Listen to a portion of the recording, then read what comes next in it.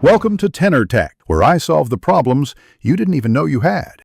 You begin by opening Chrome and signing into your Google account. Make sure you use the account that will own the form. Next, open Drive, click New, hover over More and select Google Forms. Choose Blank Form for full control or pick a template to save time.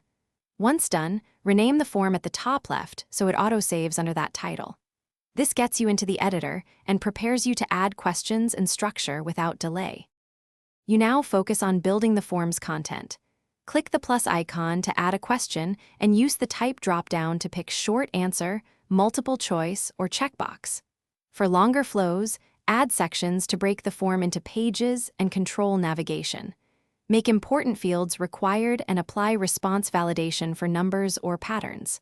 Once done, use the palette to adjust theme and click the three dots for settings. You finish by previewing the form with the eye icon and submitting a test response to verify questions and logic.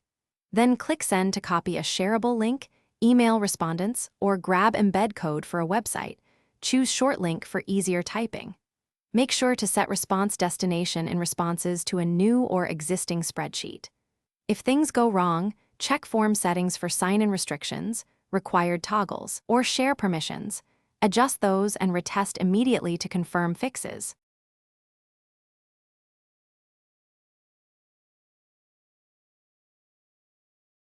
Thanks for watching. Subscribe to keep your life in tune.